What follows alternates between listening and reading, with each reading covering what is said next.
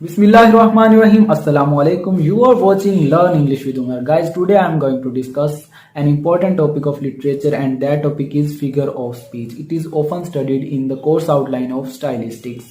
And guys, there are many types of figure of speech, but in today's video, I'll discuss with you people the most important 20 types of figure of speech. But before starting our video, I'll request you all please subscribe my YouTube channel and let's start our video. Now we have come to our video. In this video you will firstly see what is figure of speech, then we'll discuss its most important 20 types. So let's start it.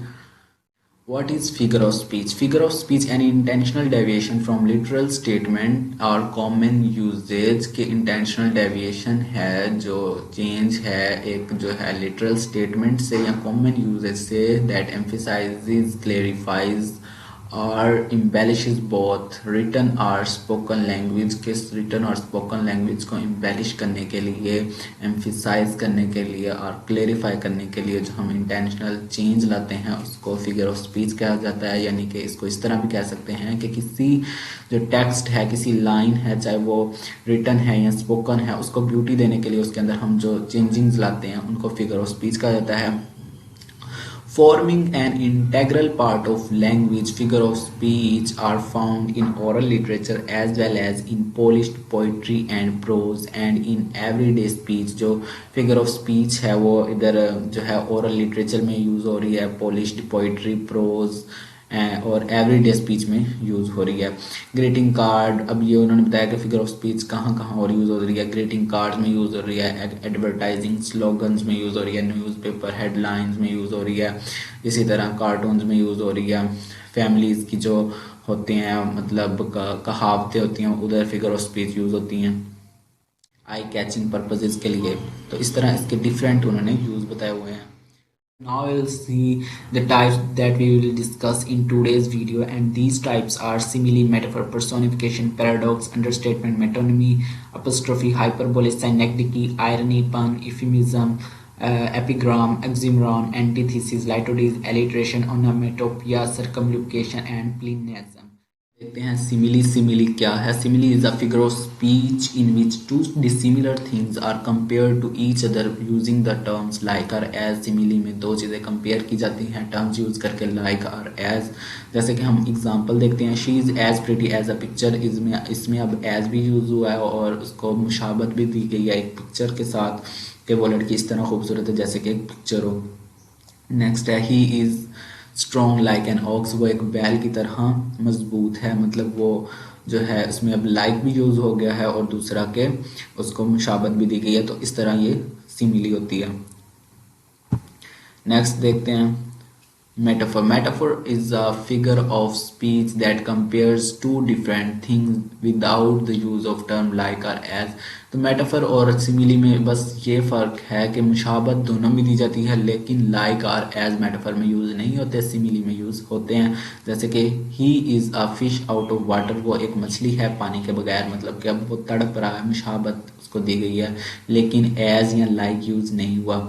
अब she is a star in the sky, अब लड़की को तारे के साथ मुशाबहत तो दी गई है लेकिन लाइक और एज नहीं यूज़ हुआ, तो इसलिए ये मेटाफर है। अगर लाइक और एज यूज़ होता है तो हम उसको सिमिली बोलेंगे।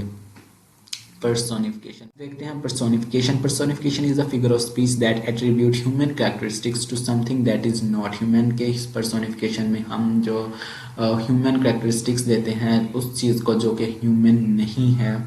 एग्जाम्पल में देखते हैं, आई हेयर द वाइन विस्लिंग, कि मैंने हवा को विसल करते हुए सुना। अब हवा विसल तो खैर नहीं करती लेकिन ह्यूमन कैरेक्टरिस्टिक्स उसको दे दी गई हैं कि वो विसल कर रही है। The water dance across my window, अब वाटर जो है वो डांस तो नहीं करता ह्यूमन की तरह लेकिन उन्होंने कहा कि मैंने जो वाटर है डांस, उसने डांस किया अक्रॉस माई विंडो, मेरी विंडो के पास। नेक्स्ट देखते हैं paradox. A paradox is a figure of speech that appears to be self contradictory but actually reveal something truthful. जो पैराडॉक्स होता है वो इस तरह होता है कि वो सेल्फ कंट्राडिक्टरी होता है, कोई भी लाइन होती है, कोई भी सेंटेंस होता है लेकिन जो है एक्चुअली जो है वो रिवील समथिंग ट्रूथ करता है कि वो असल में वो ठीक ही होता है लेकिन लग रहा होता है कि वो सेल्फ कंट्राडिक्टरी है। जैसे कि उसकी एग्जांपल है, you have to spend money to save it, तुम्हें स्पेंड करनी होगी मनी टू सेव इट। अब कोई कहेगा कि ये किस तरह स्पेंड कर दे और उसकी सेव मनी हो जाए, ये इस बात को शो किया गया है कि कोई बिजनेस में इन्वेस्ट कर दे, या जैसे कि कोई प्लॉट ले ले और उसको सेव कर ले कि जब उसको कल काम आ जाएगी। तो इस तरह ये एक सेल्फ कॉन्ट्राडिक्टरी तो लग रहा है, लेकिन ये एक्चुअल में ना जो एक ट्रूथफुल है। Now I'll see understatement, and understatement is a figure of speech employed by writers or speaker to intentionally make a situation seem less important than it really is। कि अंडरस्टेटमेंट जो है figure of speech है जो writer या speaker use करता है, जो कि सिचुएशन को उस तरह ना बयान करना जिस तरह वो असल में है, मतलब उस तरह की उसकी इम्पोर्टेंस ना बताना।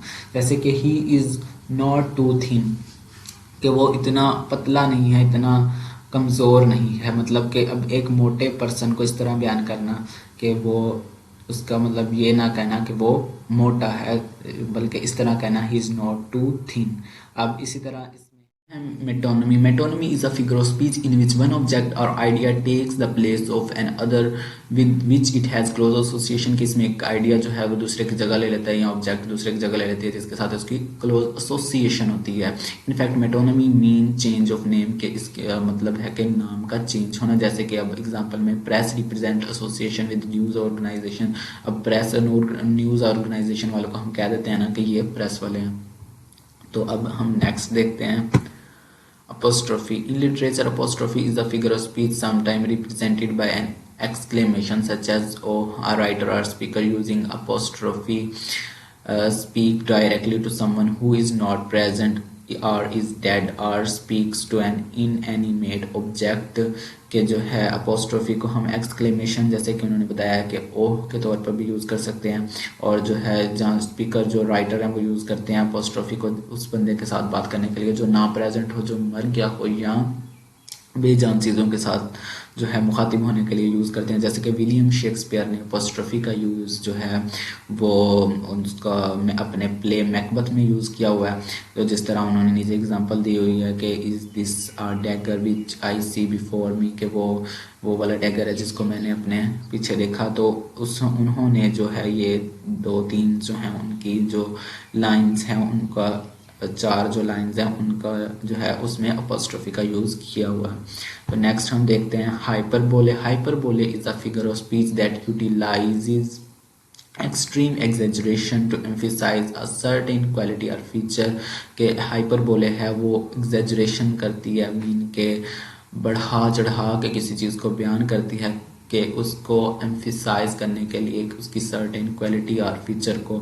आई have a million thing to do, कि अब अपनी वैल्यू बढ़ाने के लिए, अपनी वर्थ शो करने के लिए उसने बोला I have million things to do, मेरे पास बहुत सारी चीज़ें हैं करने के लिए। This suitcase weighs a ton. अब दिस सूट केस का जो है वो इतना वज़न है कि बहुत ज़्यादा है, इसको इस तरह इसको शो करने के लिए। तो इसमें सर्टेन क्वालिटी और फीचर बताई जाती है कि एग्जैजुरेशन के तहत। Synecdoche. Synecdoche is a figure of speech in which a part of something is used to signify the whole or vice versa। के मतलब किसी चीज़ के पार्ट को शो करते यूज़ करते हैं कि उसकी बाकी सारे की सिग्निफिकेंस करने के लिए, या इसका यूँ भी होता है कि काफ़ी सारा जो पार्ट है वो किसी थोड़े को सिग्निफाई करने के लिए यूज़ होता है। जैसे कि वाइट हाउस है वो सिग्निफाइज द यूएस प्रेसिडेंट और एग्जीक्यूटिव ब्रांच। तो अब वाइट हाउस इन चीज़ों को शो करता है। जैसे कि अब इंग्लैंड है, सिग्निफाइज ग्रेट ब्रिटेन। जैसे इंग्लैंड है वो अब सिग्निफाई कर रहा है ग्रेट पूरे ब्रिटेन को। नेक्स्ट है आयरनी।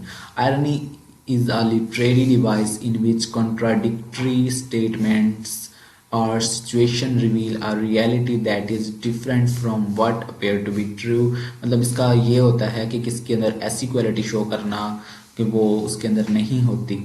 मीन के describing someone who says foolish things a genius, कि अब कोई पागलों की तरह बातें करता रहता है, कि बेवकूफ़ाना बातें करता है, उसको कहना तुम बड़े जीनियस है। इस तरह आयरनी मीन के उसके अंदर ऐसी क्वालिटी शो करना जो उसके अंदर होती नहीं है, तो इसको आयरनी कहते हैं। ये भी हम इम्बेलिश करते हैं किसी भी टेक्स्ट को इसके ज़रिए से। Now we'll see pun. A pun is a literary device that is also known as play on words. के ये literary device है जिसका मतलब है लफ्ज़ों के साथ खेलना. Pun involves words with similar or identical sounds but with different meaning. के इसमें वो words शामिल हैं जिनकी similar या identical sounds होती हैं मतलब with different meaning और उनके meaning जो हैं different होते हैं. और जो है ये dual meaning जो है ना इसके मतलब इनके जो फिक्रात होते हैं इसको पन कहते हैं. मतलब इसकी एग्जांपल में हम देखते हैं her cat is near the computer to keep an eye on the mouse. अब जो है अब इसकी जो किसी लड़की की जो कैट है वो नियर द कंप्यूटर है जो मतलब माउस के ऊपर नज़र रखे हुए है. अब माउस वो कंप्यूटर का भी हो सकता है और असल वाला माउस भी हो सकता है. तो इसी तरह ये जो पन है वो ड्यूअल मीनिंग देते हैं एक जो है फ्रेज़ को या एक वर्ड को. नेक्स्ट हम देखते हैं euphemism. Euphemism is a figure of speech commonly used to replace a word or phrase that is related to a concept which might make other uncomfortable. के उन चीज़ों को रिप्लेस करना इफेमिज्म को कहा जाता है कि जो अगले बंदे को जो है अनकंफर्टेबल करें या वो हार्श कंसीडर हों या इम्पोलाइट कंसीडर हों या अनप्लीजेंट जो है कंसीडर हों. जैसे कि अब बाल्ड है एक गंजा है उसको हम मतलब इफेमिज्म के तहत ये यूज़ करके कि थिन ऑन टॉप के उसको एक अच्छा मतलब एक लुक दे सकते हैं उसको एक इम्बेलिश कर सकते हैं अपनी लाइन को या सेंटेंस को.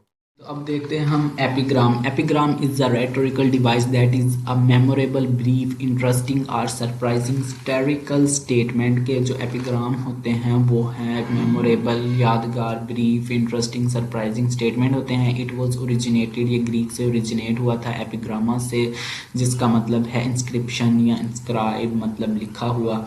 Often ingenious or witty statements are considered as epigrams. के जो है जो कॉल होते हैं मतलब जीनियस स्टेटमेंट्स होती हैं इंजीनियस विटी स्टेटमेंट्स होती हैं तो वो एपिग्राम्स के तौर पर ली जाती हैं. For example mankind must put an end to war. के मैन काइंड को जो है वार ख़त्म कर देनी चाहिए और war will put an end to mankind या जो है वार मैन काइंड को ख़त्म कर देगी. नेक्स्ट जी तो नेक्स्ट देखते हैं हम oxymoron. Oxymoron is a figure of speech pairing two words together that are opposing or contradictory. के ऑक्सिमोरॉन दो वर्ड्स को कंबाइन करते हैं जो कि अपोजिंग होते हैं या कॉन्ट्राडिक्टरी होते हैं. एज अ लिटरेरी डिवाइस के तौर पर oxymoron has the effect of creating an impression enhancing a concept. Impression create करने के लिए इन्हांसिंग अ कॉन्सेप्ट इन्हांस करने के लिए कॉन्सेप्ट को और रीडर को एंटरटेन करने के लिए जो है ऑक्सिमोरॉन यूज़ होते हैं. For example only choice. अब ओनली भी और एक चॉइस भी इकट्ठा आ गया है ओनली चॉइस तो ये दो मतलब चीज़ों को इकट्ठा कर दिया गया है तो इसको हम ऑक्सिमोरॉन कहेंगे. अब नीचे आपको बेटर समझ आएगी सेम और डिफरेंस मीन के सेम डिफरेंस इकट्ठा हो गया है. सेम एक अलग चीज़ है डिफरेंस अलग चीज़ है लेकिन इनको इकट्ठा कर दिया तो इस चीज़ को हम ऑक्सिमोरॉन कहेंगे. Antithesis which literally means opposite जिसका मतलब है opposite is a rhetorical device in which two opposite ideas are put together in a sentence to achieve a contrastive effect. कि दो अपोजिट आइडियाज एक सेंटेंस में पुट किए जाते हैं कॉन्ट्रास्टिक इफेक्ट हासिल करने के लिए. फॉर एग्जांपल के speech is silver but silence is gold. जो स्पीच जो है वो सिल्वर है बट साइलेंस इज गोल्ड है जो मतलब कि सोना है. तो इस तरह स्पीच और साइलेंस दो अपोजिट चीज़ें हैं लेकिन इनको एक सेंटेंस में यूज़ करके हमने कॉन्ट्रास्टिक इफेक्ट हासिल कर लिया है. इस चीज़ को हम एंटीथीसिस कहते हैं. Litotes is a figure of speech featuring a phrase that utilize negative wording or term to express a positive assertion or statement. के लाइटोडीज में ऐसा होता है कि नेगेटिव वर्डिंग जो यूज़ की होती है उसको इस तरह से यूज़ करना कि वो एक पॉजिटिव इफेक्ट दे और इसको जो अंडरस्टेटमेंट की एक टाइप के तौर पर भी कंसीडर किया जाता है कि जो है नेगेटिव जो चीज़ है उसको निगेट करती है और ये एक क्लेवर किस्म की लैंग्वेज कंसीडर की जाती है. फॉर एग्जांपल जैसे कि the novel is not bad. अब नावल का किसी ने कोई रीड किया वो कहता है इज़ नॉट बैड कि बुरा नहीं है. अब बैड यूज़ किया हुआ है लेकिन ये एक पॉजिटिव चीज़ दे रहा है कि ये बुरा नहीं है. हम एलिट्रेशन देखते हैं. Alliteration is a literary device that reflects repetition in two or more nearby words of initial consonant sound. कि जो है एलिट्रेशन है रिपीटिशन किस चीज़ की, कॉन्सोनेंट साउंड्स की जो two or more nearby words होते हैं इन सेंटेंस के अंदर, फ्रेज के अंदर, ठीक है। तो ज़्यादातर ये पोइट्री में यूज़ होती है। तो फॉर एग्ज़ाम्पल जैसे कि रॉकी रोड, या फर्स्ट एग्ज़ाम्पल देख रहे हैं she sells sea shells at sea shore, तो ये चीज़ को हम एलिट्रेशन कहते हैं। तो नेक्स्ट देखते हैं एनोमेटोपिया। एनोमेटोपिया जो प्रोनाउंस्ड होता है वो onomatopoeia, onomatopoeia is defined as a word which imitates the natural sounds of a thing, जो कि imitate करता है, नकल करता है natural sounds की things के। It create a sound effect that mimic the thing described, making the description more expressive and interesting, के वो एक्सप्रेसिव बनाता है और इंटरेस्टिंग बनाता है जो थिंग्स डिस्क्राइब की जाती हैं।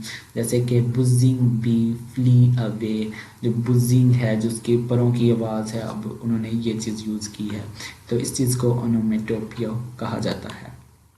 Next है circumlocution. Circumlocution is a rhetorical device that can be defined as an ambiguous or paradoxical way of expressing things, ideas or view, कि ये एक वे है चीज़ों को एक्सप्रेस करने का। कौन सा वे है? ambiguous यानी कि implicit यानी कि मुबहम, और उल्टा तरीका है चीज़ों को बयान करने का।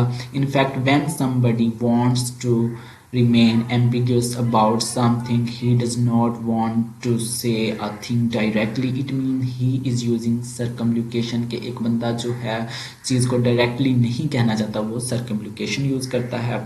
फॉर एग्ज़ाम्पल हैमलेट जो कि शेक्सपियर की लिखी गई है प्ले है, तो इसमें जो है जो लेयर्टीज़ जो है वो सर्कमलोकेशन का यूज़ करता है ताकि वो इनडायरेक्टली जो है ओफिलिया की फेमिनाइन इन्फेरिटी को बयान कर सके। जी, तो अब हम देखते हैं pleonasm. Pleonasm is derived from a Greek word that mean excess, के ये ग्रीक वर्ड से लिया गया है जिसका मतलब है excess. It is a rhetorical device that can be defined as the use of two or more words to express an idea, के दो या दो से ज़्यादा अल्फाज का यूज़ करके हम एक आइडिया एक्सप्रेस करते हैं। These words are redundant such as in these example of pleonasm, ये वर्ड एक्स्ट्रा होते हैं, फजूल होते हैं या बिला वजह होते हैं। जैसे कि इन एग्जांपल में है बर्निंग फायर, जलाने वाली आग, ब्लैक डार्कनेस, अब जस्ट डार्कनेस भी आ सकता था लेकिन ब्लैक जो है अब जायद है इसमें। Sometimes pleonasm is called tautology which is the repetition of words, mean के इसको टाटोलॉजी भी कहा जाता है जिसका मतलब है रिपीटेशन ऑफ वर्ड। तो नेक्स्ट जी, तो हम नेक्स्ट देखते हैं टाइप्स ऑफ प्लीनेज़म। प्लीनेज़म की दो टाइप्स हैं, एक सिंटैक्टिक और एक है सिमेंटिक। तो फर्स्ट हम देखते हैं syntactic pleonasm. This occur when the grammatical language make specific functional words optional such as, कि जब हम ग्रामेटिकल लैंग्वेज का यूज़ करते हुए एक्स्ट्रा चीज़ ऐड करते हैं तो इसको हम सिंटैक्टिक कहते हैं। जैसे कि I know you will come या I know that you will come, तो अब यहाँ पे दैट जो है वो एक्स्ट्रा है, उसको ना लगाने से भी हमारी ज़रूरत पूरी होती है, लेकिन हमने इसको लगा लिया है तो ये एक प्लीनेज़म की काइंड बन चुका है। नेक्स्ट हम देखते हैं semantic pleonasm. Semantic pleonasm is related more to the style of the language than the grammar such as given below, कि ये style of grammar के साथ रिलेट करता है, यानी कि मीनिंग के साथ रिलेट कर सकता है। जैसे कि I am eating a tuna fish, अब इसमें जो है जस्ट इस तरह भी कह सकते हैं I am eating a tuna, कि टूना जो है वो फिश ही है लेकिन अब फिश इसमें एक्स्ट्रा है, तो ये सिमेंटिक प्लीनेज़म इसको कहा जाएगा।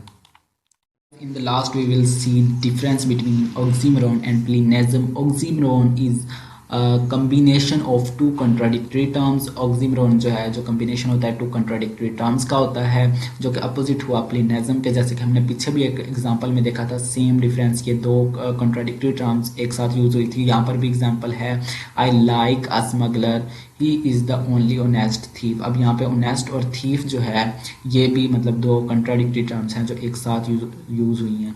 और however the pleonasm is the combination of two or more words which are more than those required for clear expression, के जो pleonasm है वो combination two words का है जो कि ज़्यादा होते हैं clear expression को शो करने के लिए। फॉर एग्जाम्पल आई सा it with my own eyes, यहाँ पर अब इसका इस तरह भी कर सकते थे आई सा इट विद माई आईज, तो लेकिन ओन जो है एक एक्स्ट्रा यूज हुआ है और ये जो है कंट्राडिक्टरी चीज़ें तो नहीं है, विद माई ओन है, मीन के एक दूसरे के साथ कंबाइन करने वाली चीज़ें हैं, जहाँ जबकि ऑक्सिमोरॉन में जो है वो जो कंट्राडिक्टरी थिंग्स जो है कंबाइन होती हैं।